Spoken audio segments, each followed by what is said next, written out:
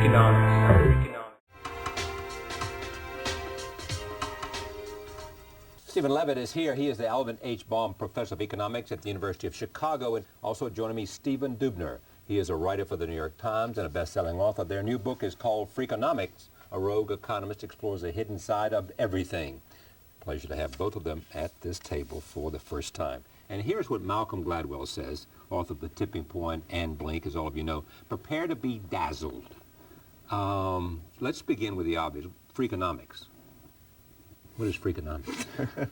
Well, we wanted to send a strong message to people, but this wasn't your usual textbook. This wasn't some gray-haired, grumpy old man economist telling you that deflation was coming. This is a book about life. It's about fun things in life. And we felt a lot of people don't like economics, and this would be a way to open the hearts and minds of people to economics. Then why do you like economics?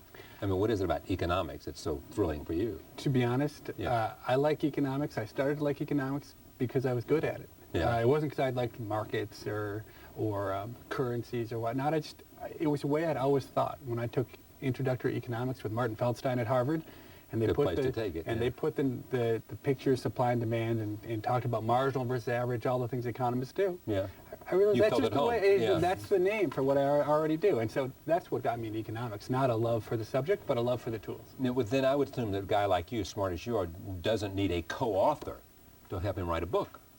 Well, first of all, I'm not that smart. Second of all, you obviously never read how bad I write, so I did. So you needed a writer here to take what you know and without question translate it. Absolutely. But actually, you know, in his defense, you know, I've now read a few million econ papers, and Steve's and many others, and you know, he's a good writer. I mean, the thing about Steve is he's a good storyteller, and he can look at a pile of data and come out of it with a great story to tell, whether it's about crack dealers, or you know, abortion and the effect on the crime rate, or the Ku Klux Klan or whatnot. And there are very few, I mean, there's a lot of great, brilliant academics. Obviously, you talk to them at this table all the time. But including Feldstein. But to put it in story form for a book that the average, you know, nonfiction book reader is going to want to read is, you know, there aren't that many of them there. There's a lot of journalists who could be sitting in my chair tonight. I'm the lucky one who, you know, who found him essentially. Because he had something to say. Again, there's a lot that have something to say. Prolific is a weird word to use, but he does a lot of work, and he does a lot of work that's of interest to people like us who can actually get our minds around it.